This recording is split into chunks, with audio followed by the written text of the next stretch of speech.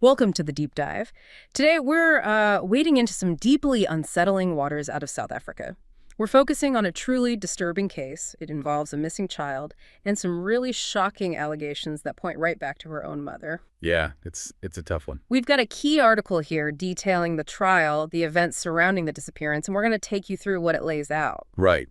Our mission is really just to unpack the central facts and those incredibly difficult witness accounts presented in this piece. It's about helping you see the different layers of this complex story. And, well, right away, what stands out is just the sheer gravity of the accusations being made. It's quite something. Okay, let's jump right in then. This is the case of 6-year-old Joshlin Smith. The article tells us she went missing over a year ago now. Specifically, Joshlin disappeared back in February 2024. This was near her home in a place called Saldanha Bay, South Africa.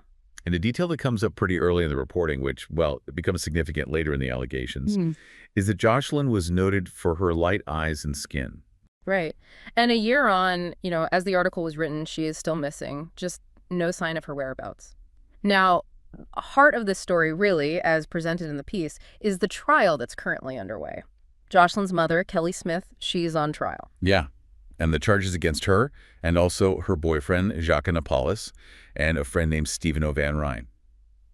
They're quite serious. We're talking human trafficking and kidnapping. Okay. And all three have pleaded not guilty, but the article notes they do remain in custody as this whole legal process unfolds. And the prosecution.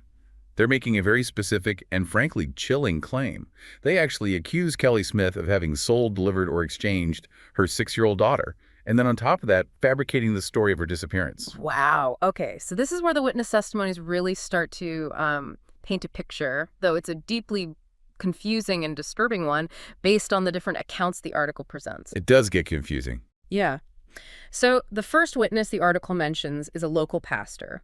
He testified to something he apparently heard the mother say way back in 2023. He said she talked about selling her 3 children for 20,000 Rand each. The article puts that at about, $1,100? Right. And the pastor even claimed she mentioned being willing to accept a much lower figure. Yeah. Something like $275. Which is just hard to comprehend. And then there's another really striking account reported. This one's from Joshlin's teacher. The teacher alleged in court that while the search was actually going on, the mother told her that her daughter was already on a ship inside a container, and they were on the way to West Africa. Okay, wait. So 1 minute she's talking about selling for cash. The next she's saying the child's on a ship to West Africa. Exactly. 2 totally different narratives. And then the article places quite a bit of emphasis on the testimony of a neighbor, a friend of Kelly Smith, actually, Laurentia Lombard. She claimed Smith confessed to her directly, saying, and this is a direct quote in the piece, "I did something silly. I sold my child to a Sangoma." And Lombard's testimony, as detailed in this piece, it gets even more specific. Right. And more disturbing. She actually recounted seeing Smith packing Joshlin's clothes into a black bag just before they apparently met with a woman she believed to be the Sangoma. Lombard then claims she saw the trio that Smith, her boyfriend, and this suspected Sangoma leaving together in a white car. That neighbor's account is incredibly specific, and Lombard apparently underscored a particular detail she noted. She said the person who took Joshlin wanted her for her eyes and skin. Right. And the article points out that the significance of those specific features, well, it remains unclear in this context. It does suggest it could potentially relate to the alleged healer's practices, but, it doesn't elaborate further on why those features would be sought. So, okay. You've got these multiple, really conflicting witness accounts about what might have happened. It's a lot. You have the pastor hearing her talk about selling children, just generally maybe for money. Right. Then the teacher hears this whole story about a ship, West Africa. Yeah. Very different. Totally different. And then the neighbor claims this very specific confession about selling Joshlin specifically to a Sangoma. What these wildly different stories tell us, at least according to the reporting here, is that right from the start, there seemed to have been just chaos and highly inconsistent narratives swirling around Joshlin's disappearance. Which must present immense challenges for investigators, right? Trying to figure out what's true. Absolutely. Imagine trying to sift through that. It really makes you wonder what those initial days of the search were like, just trying to get a straight story. And that mention of a Sangoma, that adds a whole other layer that might be unfamiliar to some listeners. Yeah, that's a good point. The article does provide some context there. Sangomas are recognized traditional healers in South Africa. It's actually under a 2007 act. This category includes different types of practitioners, the witch doctors, herbalists, traditional surgeons, and they hold a respected place in many communities. They're seen as connecting with ancestral spirits, providing cultural healing. It's an important role. But the article does bring up a serious concern that exists within this context. While many Sangomas provide, valuable and ethical services, there are these worries about some practitioners misusing the respect they command, using it for harmful or, frankly, criminal activities, like the trade of dangerous charms or even cures that are alleged to involve actual human body parts. It's a disturbing aspect, definitely. Yeah. And related to that neighbor's testimony, the article does mention a specific development early on regarding a suspected Sangoma.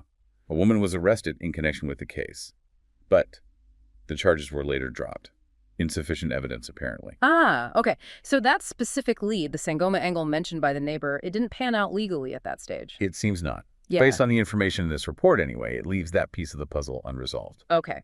But despite that lead maybe not yielding immediate results, the search for Joshlin hasn't stopped. That's clear from the article. It describes a year-long effort. You've got various units involved, police, firefighters, specialized teams, all dedicated to finding her. A huge, ongoing operation. But tragically, as of the report, she remains missing. And unfortunately, there was also a more recent development mentioned that has, understandably, heightened fears quite a bit. The discovery of children's clothing near her home.